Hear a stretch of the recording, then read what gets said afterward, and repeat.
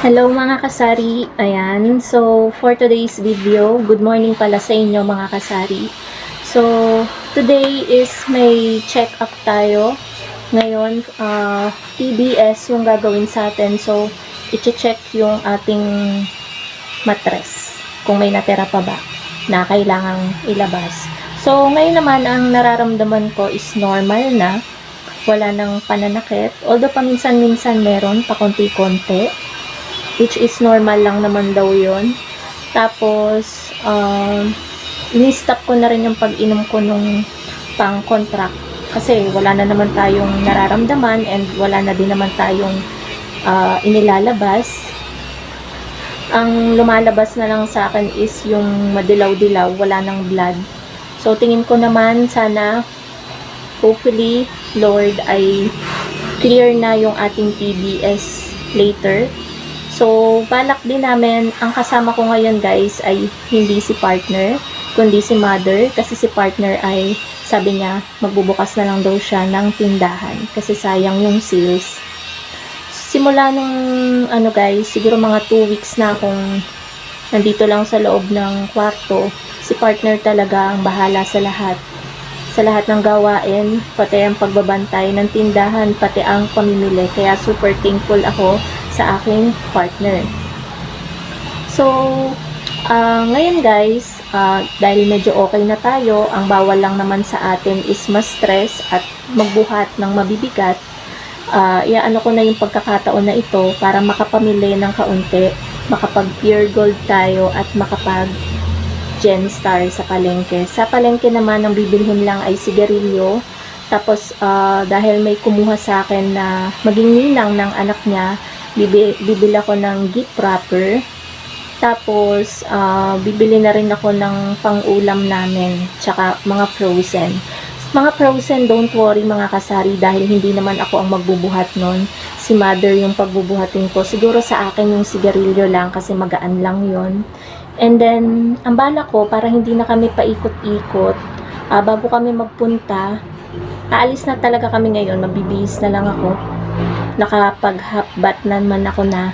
So, dadaan muna kami ng Pure Gold, and then yung konting papamilihin namin sa Pure Gold, kasi doon may tricycle papunta doon sa Lying In, kung saan ako magpapaano, TBS. So, iiwan ko muna yung mga mapapamili namin sa Pure Gold. Itatabi ko yung resibo para pag uwi namin, dadaanan na lang namin yung mga pinamili namin sa Pure Gold para hindi na rin hassle.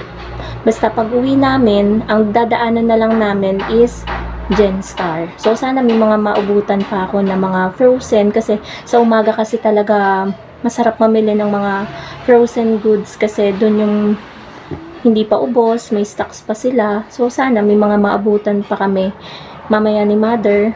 So, ayun guys, mag-aayos na ako. Check-up day ngayon. So, mag-aayos na ako para makaalis kami kasi mahirap din mag-abang ng dito guys, ng jeep. Talagang ang tagal bago dumaan ang jeep. May oras kasi siya kapag umaalis dun sa pinaka-terminal sa bayan.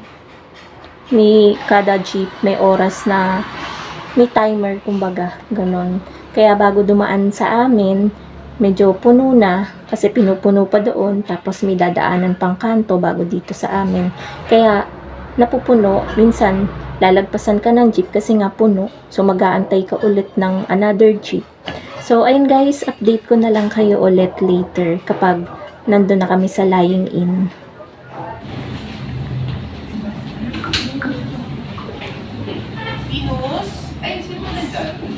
The next day. Hello mga kasari, ito ay the next day na. I'm sorry hindi na ako nakapag-vlog nung dumating kami sa Lying In kahapon. Medyo nakalimutan kasi ng atin yun na kailangan ko palang mag-vlog. And pakita ko pala sa inyo guys yung unang ultrasound result nung hindi ko alam kung kailan to eh. Ito yung pinakauna nung may nakita pa sa nung nagbi-bleeding pa ako. Ito yung diagnosis.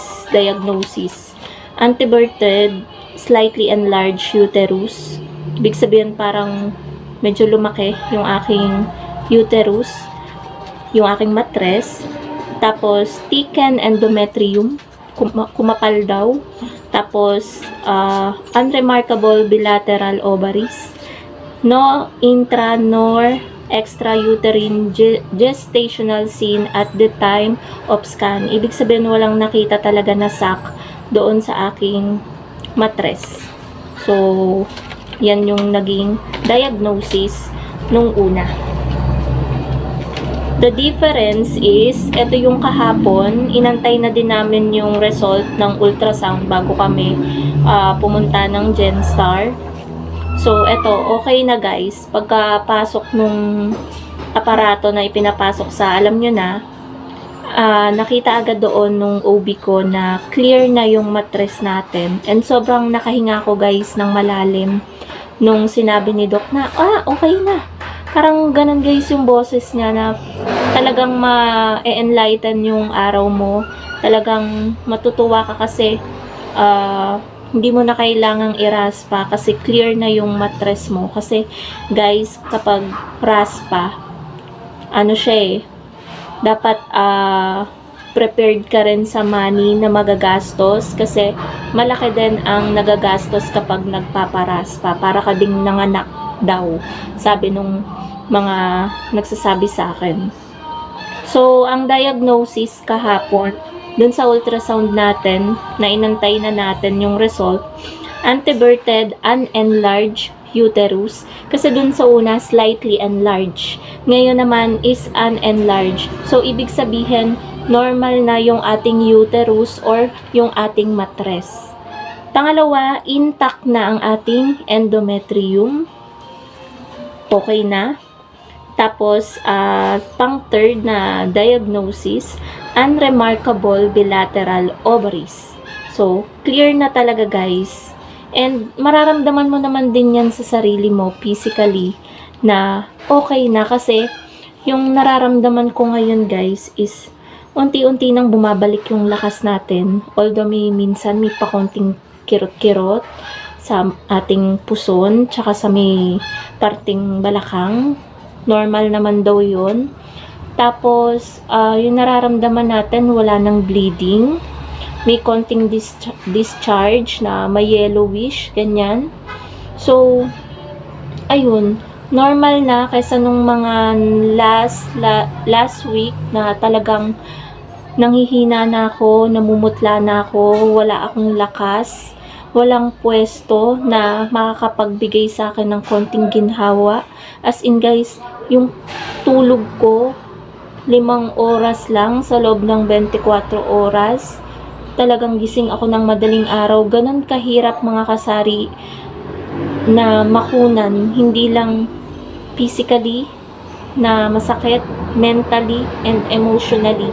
Talagang lahat ng maili mararamdaman mo kapag nakunan ka. At sabi nga nila, mas matindi pa daw ang binat ng nakukunan kaysa sa bagong panganak. Kaya mag-ingat daw ako sa aking pagkikilos. Number 1, wag daw akong magbubuhat ng mabigat muna. So, ayun guys, medyo maingay lang guys ang ating paligid dahil yung kapitbahay natin ay nagsa-sound trip kasi may pinapagawa silang bahay. So, may mga construction, ayan dyan. Kaya, kung mapapansin nyo, medyo maingay. So, ayun guys, ang balita sa ating Meron kasing mga nagko-comment na magparaspa daw ako. And yun nga yung inaano natin guys yung ginagamot natin para hindi tayo mauwi sa pagpaparaspa.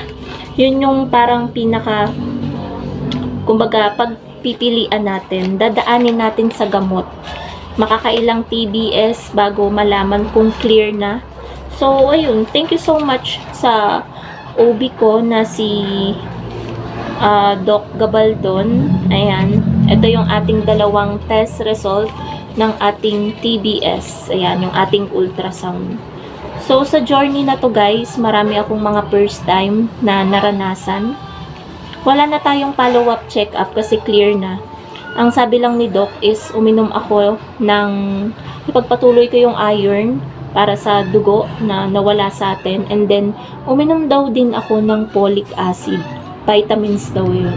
So, ayun po mga kasari, ang natutunan ko sa anong ito, sa napagdaanan natin guys, na talagang wag nating aabusuhin yung katawan natin. Hindi porket kaya nating gawin is gagawin na natin.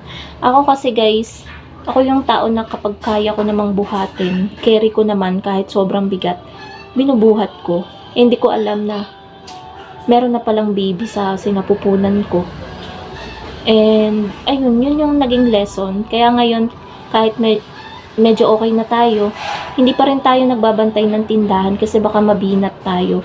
Pero kahapon pag uwi namin ni mother, nakapagbantay ako konti. Mga ilang oras lang, siguro mga 2 hours ng tindahan. Nakakapagtinda naman ako. Kaya namang magtinda. Pero nung sa 2 hours sa pagbabantay ko na yun, napansin ko, kasi si partner guys is parang na-excite, natuwa. So, nag-ihaw siya ng manok para pinakaulam namin sa gabi, dinner. So, habang nag-ihaw siya, syempre ako yung nagbabantay ng tindahan. Nakaramdam ako sa konting saglit na pagtitinda ko na nangalay yung ganito ko, as in yung naranasan ko nung bago pa ako makunan.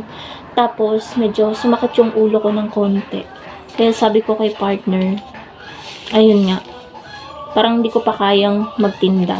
And ayun, siya pa rin yung nagbabantay ng tindahan. Siguro mga 1 week pa tayong magpapahinga bago tayo bumalik ulit sa pagtitinda sa ating sari-sari store. Pero kahit papano mga kasari is namomonitor na natin yung sari-sari store. Nakakatulong na ako sa pag-check. Kahapon medyo nag-arrange ako ng mga paninda. Pero syempre pakunti-kunti lang. Yung mga baka-bakante inaayos natin. So natutuwa naman ako guys na kahit pa konti-konti nakakatulong na ako sa mga gawain. Pero hindi ko binibigla yung sarili ko. Syempre, inaano ko pa rin yung advice ng mga, ayun, concern sa atin. So, yun lang naman mga kasari. Thank you so much for watching. And maraming salamat po sa prayers nyo, mga kasari. Bye guys!